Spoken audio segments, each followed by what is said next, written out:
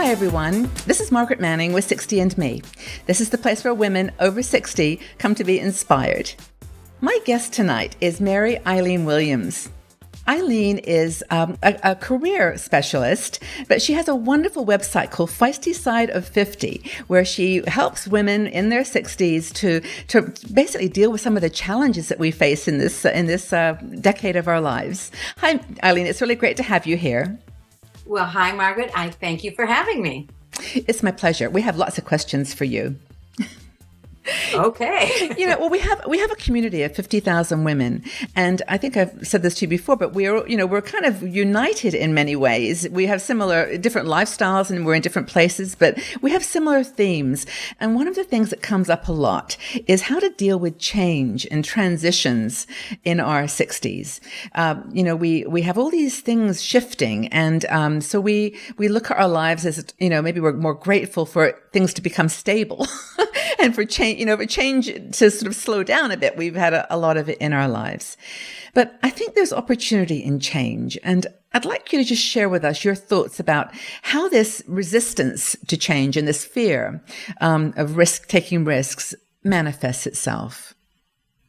Well, I think you bring up a wonderful point because at our age, we have had a lot of change, certainly. And there's a relatively new term that's going around called the new normal, about getting used to changes and things like that. But I think at our age, we almost have to, don't want to necessarily use the word force ourselves, but really make sure that we are adopting change and adapting to change and actually seeking it out. It's good for our mental health. It's good to try out new experiences. Travel, of course, is one of the things a lot of people do, which is great. But really, take small steps. Maybe go to a movie by yourself. Go out to a restaurant and have dinner by yourself if you don't usually do that. Something that you can handle. But really, really support yourself in adopting some new behaviors and experiencing new things. Because again, it's good for your brain, that's for sure. And we want to keep our neurons happy and healthy. But new experiences are really important on a lot of levels.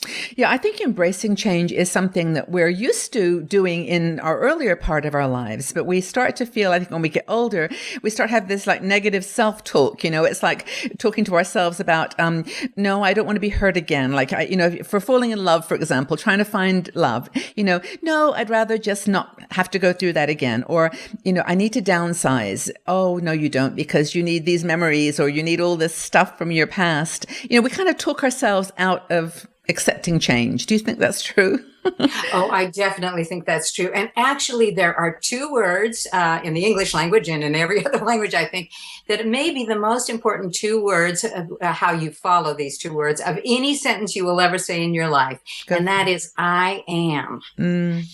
And the thing is not only when you say I am blank, you are telling people who you are. So you are leading to their preconceptions. They may not know you all that well. You are leading to their preconceptions about you.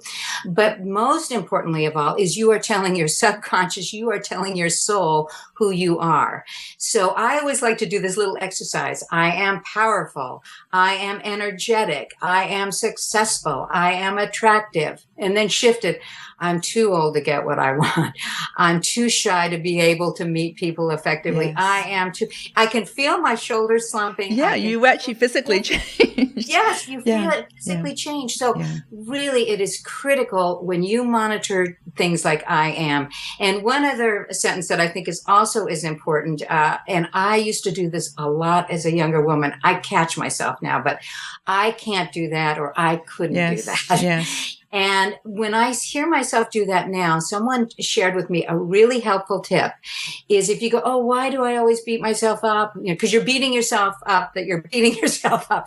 But if you just say cancel, and just like you're a 2-year-old, try to shift your focus, try to distract yourself. If you just go cancel, then when you hear these things come out of your mouth or think these things, you just go cancel and then move on to something productive. I think that can make a big difference as far as, kind of, again, talking to ourselves and really building our sense of self and confidence. It's like taking a time out. It's like just saying stop, and like almost resetting. I think that what you said is so true, but I can hear voices in the back of my mind from the community, just saying, yeah, it sounds easier than, it sounds easy, but it's hard. And I think that one thing that's important, we talk about it in terms of exercise, is that you don't have to become a weightlifter overnight. You walk up one flight of stairs one day, then two the next day, and you build slowly. Is that something that you would advise as well in terms of? Oh, Margaret, I am change? big. And I know myself, if I try to do, I'm going to lose 10 pounds in 3 days. I'm going to exercise. I am setting myself up not only failure, but I have an inner rebel. Oh, you are? Well, I'm going to go eat all the ice cream there is in the refrigerator right now. Yes. I do that to myself. But I have learned that taking baby steps is the way to go for sure. And many of us, this is an old book, but it's one that still has a lot of valid concepts. And that was Stephen Covey's 7 Habits of Highly Successful People. And one of the big ones, and I forget which habit it was, but begin with the end in mind. So if you do want to make a change for yourself and you do want to step outside of those boundaries that you may have self-imposed, you begin with the ultimate goal and then you work backwards. So say you do want to lose 10 pounds in 3 months.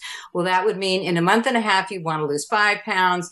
In 3 weeks, you'd want to lose 2 pounds, whatever. And then you break it down into incremental steps that you can handle. Yes. I like that you pulled in Covey as an example, because these kinds of books are historically associated with job, people in their job developing time, they're like, they're business rules, but the same rules really apply to the concepts that we face, as we rebuild this next phase of our life. And I think another one is about risk. In business, they say, if you're not taking risks, you're not doing it right. In business, start new businesses, take that step.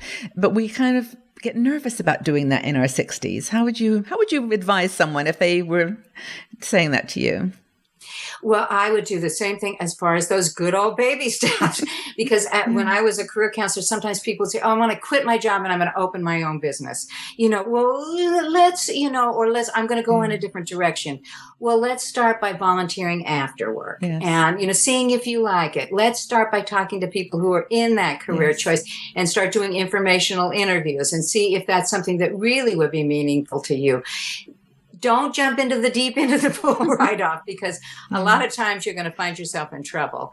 But if you want to make a shift, again, kind of thinking of the end in mind and then going backwards to create those incremental small steps can be helpful.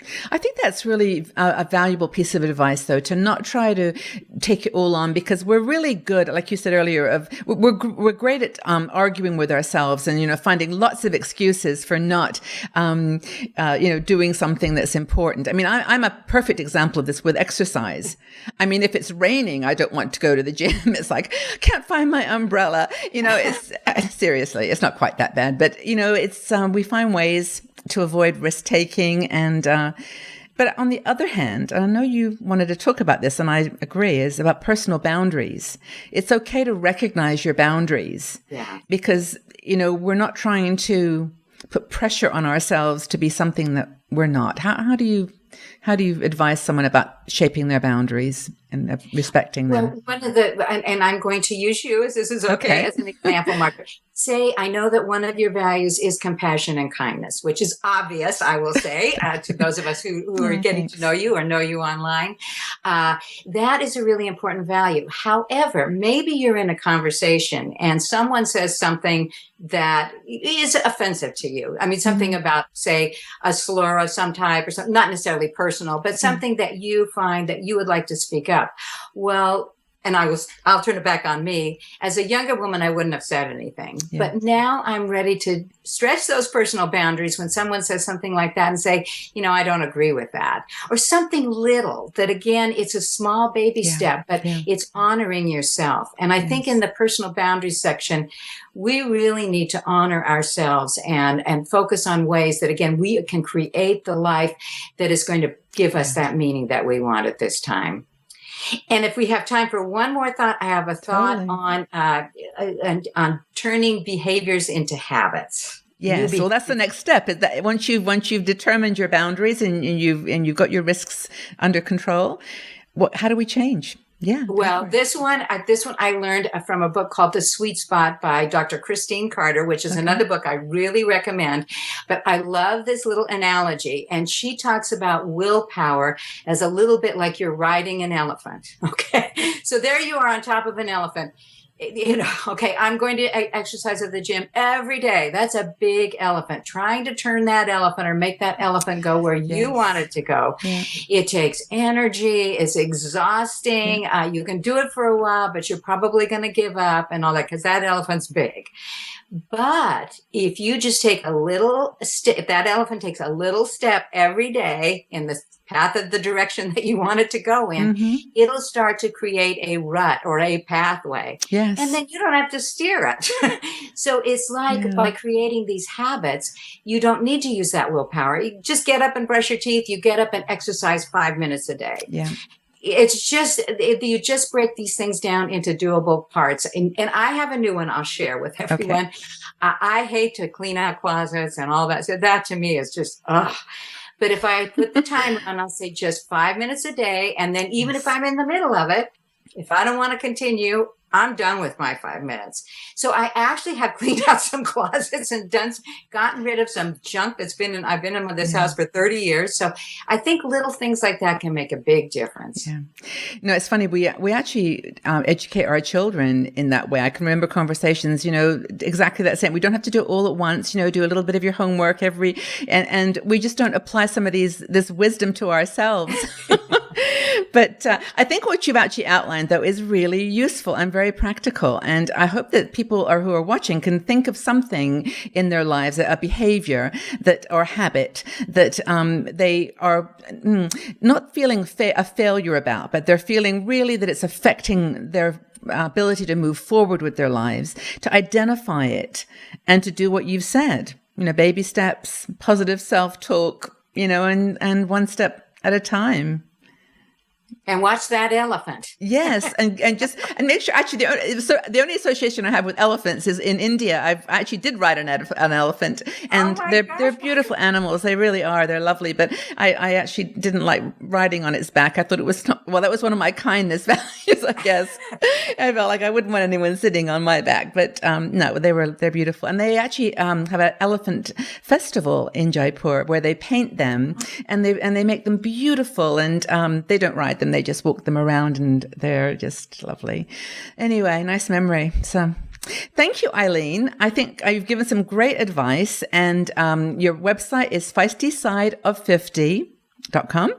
And I really recommend you go there, guys. It's a great website. I was just there a few hours ago looking at your articles. They're wonderful. What inspires you? How do you get motivated to talk about such wonderful, crazy stuff for us over 60s?